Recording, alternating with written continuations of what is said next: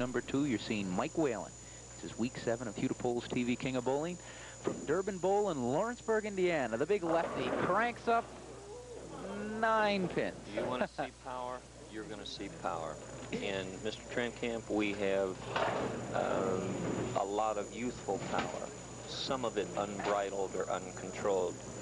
With Mike Whalin, you're going to see power personified and most of it under control most of the time.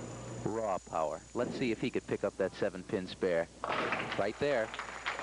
Speaking of power, Bo, we saw a Cincinnati native yesterday on the PBA, the True Value Open, John Gant. That's He's correct. beaten in the semifinals, but he gets quite a few revs on that ball going down the lane. I'll tell you, he bowled on the King a lot of years, and it took him a long time to win finally the championship, the King Championship. And we would take and tape the show and try to count the revolutions on his ball, slowing our tape down into slow motion, and it was unbelievable. I don't really remember what the number was, but you could not believe the way that man turned the ball. He cranks it. Speaking of cranking, or lack thereof, Dave, Chris Trenkamp leaves himself with a rather unmakeable spare. The 4-6-10, not unmakeable, but extremely difficult. Anytime you have 2 pins that are parallel to one another and on opposite sides of the deck, you got a problem. And the 4-6 is one of them, and any combination thereof, because it's extremely difficult with the momentum of the ball going down the lane and hitting an object for that object not to carry some of that momentum back, which would take it into the pit. You just have to let it flop right over and fall into something. Oh boy, that is a break on top of a break. He liked it. He was pretty pleased about the whole thing. Let's take a look at it here. You want to see a break? The ball's going to crash right through the head pin, right there, dead through the middle of the pocket. Now what happens? We got pins flying around, rolling around, just kind of knocking stuff over. Just another day at the office, right? That's the way it goes. Mike Whalin, 2nd frame, off a spare. Eased up on that ball just a bit. The power that we see Mike Whalin throw is normally not only through his wrist to create the revolutions, but also to get the ball down the lane. That ball there, he just kind of eased up a little bit, threw the ball a little slower, therefore it hooked a little more. 33-year-old Mike Whalin, traffic controller over at Christ Hospital, as he takes out his spare. Bo, we're paying another visit here to Durbin Bowl. We were here last year, and every time we come, we're always greeted by tremendous people and tremendous lanes. Well, we have new owners this year, actually. Bruce Rabel and Al Meininger are the new owners, and they are really promoting and making a lot of changes down here. If you come down and see it, you'll be really amazed at the things they've done to the place. Mike Whalin, 3rd frame. Pair of spares for Mr. Whalin. I'll tell you what, Tommy. Big crank. Wait, let's take a look at this one. You want to talk about hanging one over the edge? You're going to see it. Look at it. Right there on the 2nd board, almost 58 feet down the lane. Then it comes hooking back so sharply. The ball going straight through the pins. That's what you do. That's the way you do it. 10 pins in the pit. Power personified. Chris Trenkamp's got his work cut out for him. Hit it high. Talk about emotionless. Mike Whalin doesn't show any type of emotion on the lane. Not on the lane, Tom, but I'll tell you what, and we brought this up, I believe, in show number 3. Emotion is within any successful player. Some people can control it, some people cannot. Michael has worked as hard as any human being in this sitting to control that emotion. Believe me, I've seen him when he didn't, and you wouldn't want to see it. He's a big boy. He is a very big boy. And my hat's off to him. He has controlled that temperament. He has worked on his game. He is a self-made player. You're not looking at a lot of raw, natural talent. You've looked at a guy that's worked on it, honed it, and he's done that by throwing thousands of practice games in a lot of tournaments, too. 6 leagues for Mike Whalin. A strike for Chris Trenkamp.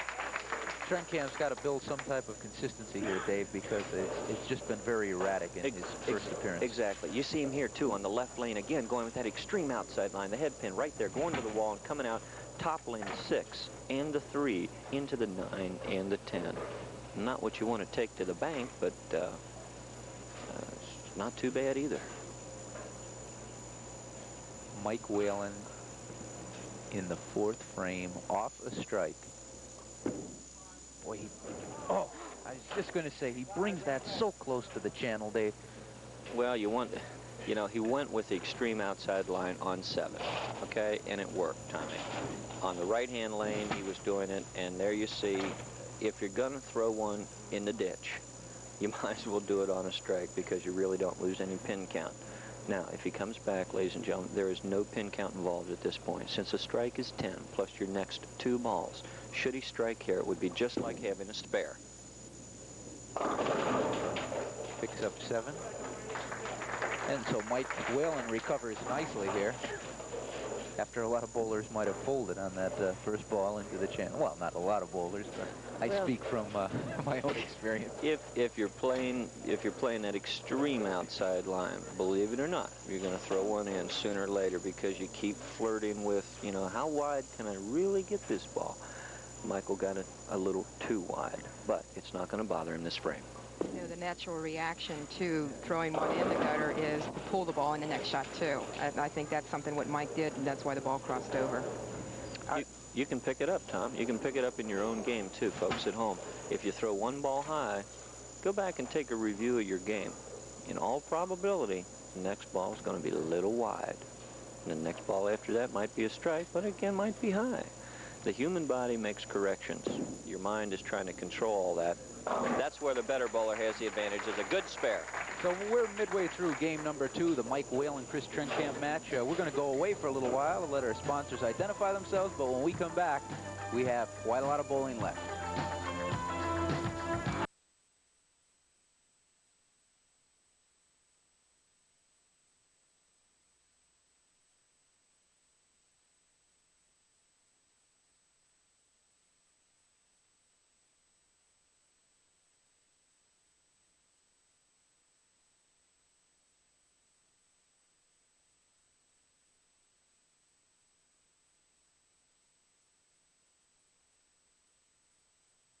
Obviously affected by the paddle boat sounds of Dave Newrath. Bo, we've had quite an average by the bowlers this year on the King, but I don't know how much they're going to be kept up today. Normally, 6 games will not affect it drastically because we have got 36 games under our belt, but 216 is the average. We really stayed even after last week. And a 269 game was our highest from Daryl Higgins. That's good. And I don't know, unless in the championship, we're going to see. Right there, look at it. On the first board, and it's still holding. I'd hate to interrupt, but that's where the bowlers are really getting the maximum area right now. Let's see if he can regroup on the left lane, which he's been having a little trouble on. Hit that second board. Nope, pulled it. See, if he gets the ball out to about the second board, it's going to be in the pocket. That ball hit about the 5th board. Goes back to the uncontrolled power we talked about. And Bo, you've been around the game for as long as I have, and you know at 19 years of age, it's tough to control that, especially on television. Well, he has made so many moves anyway. Oh, he misses. He only started bowling 8 years ago, but he bowls 110 practice games a week. That is what contributes to the boy being where he is right now, competitively. That's right, but again, first time on the show, the lights are definitely going to play a part because a lot of it's muscle memory. This game is conditioning, muscle memory, and all those bright lights shining right in your face have a tendency to make your muscles forget what they're supposed to do. But not let the pins forget what they're supposed to do, and Mike Whalin got them to do everything he needed. Let's take a look at it here. You want to see the pin action we're talking about? Look at that ball revving up on the back end now. Head pin, center of your screen, going to go to the right, come off, hit into the 6 pin. The 6 pin rolls into the 5 pin into the 7. Dominoes. That's the way it's played. Mike Whalin in the 7th frame. Dave, do you make any other kind of noises besides the river boats? All kinds. All kinds. All right. Oh, how about the sound of 10 pins in the pit, Dave? I haven't made that sound nearly enough.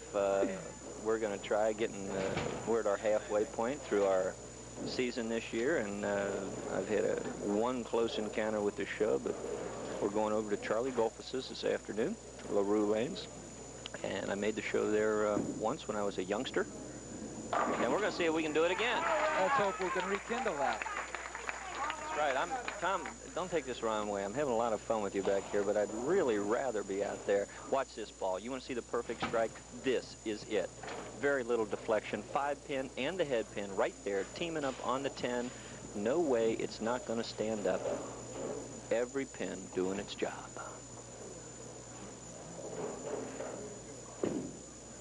Chris Trenkamp. He's having trouble putting two back-to-back. Exactly. The lanes, I don't believe in this particular situation are the problem. I believe youth, the strength, everything that got him here is working against him right now. He does not have the tournament expertise. He needs to compete on a solid level, Tom, but that's only a small period of time away. Believe me, this guy has got a lot of talent. Chris Trenkamp, as you can see right there, is making a decent showing for himself. Mike Whalin, with a double working, can really put the hammer down. 8th frame for Whalin.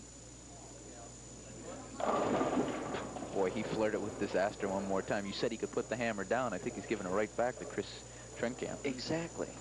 I've never seen Mike not take advantage of a situation like this, leaving the 3, 7, 9 extremely difficult.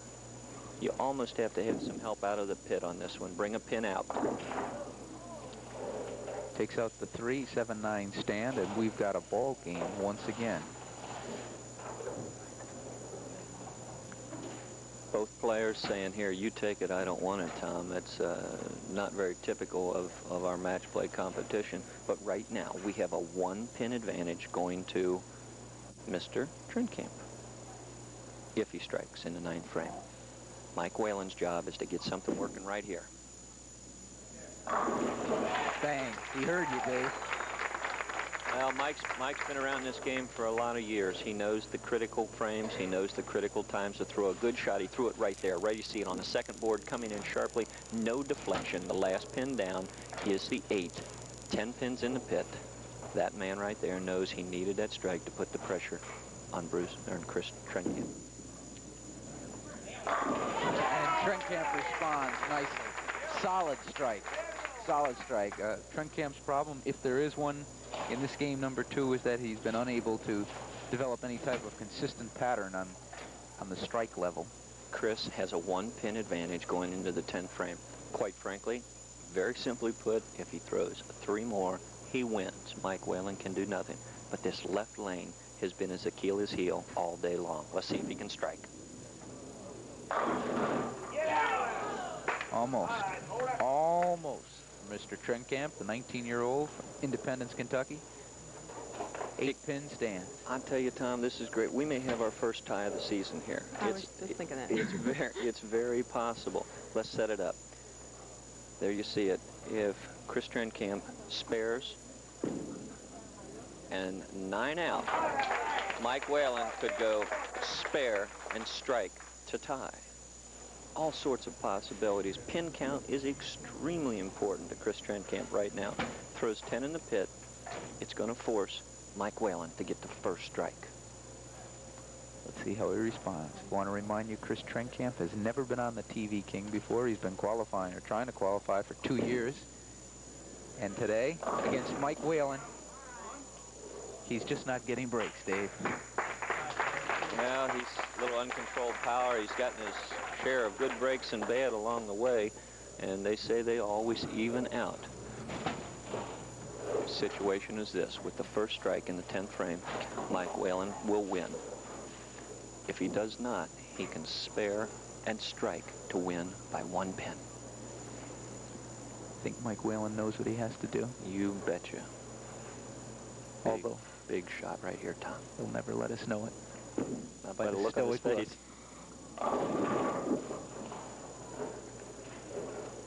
He is really confused.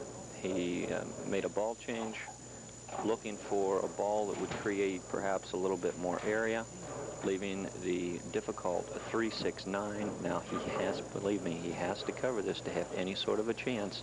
And to do that, you've got to cover the 3 and the 9 with the ball, just like that. There it is. 369 spare for Mike Whalin. Dave, why don't you set up the situation what Mr. Whalin is going to have to do right now? Well, it's very simple.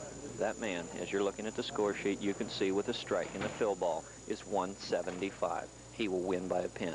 9 is a tie. 8, see you later. Greg Lothian waits in the balance. The king for the last 3 weeks will play the winner. Either Mike Whalin or Chris Trenkamp decided on this ball right here. How about Mr. Chris Trenkamp as he breathes a big sigh of relief? The party is over. The party is over for Mike Whalin as Chris Trenkamp, shooting a 174, beats Whalin by 2 pins and will go into the championship match with Greg Lothian. And all of that will be coming your way right after this on Hudepohl's TV King of Bowling.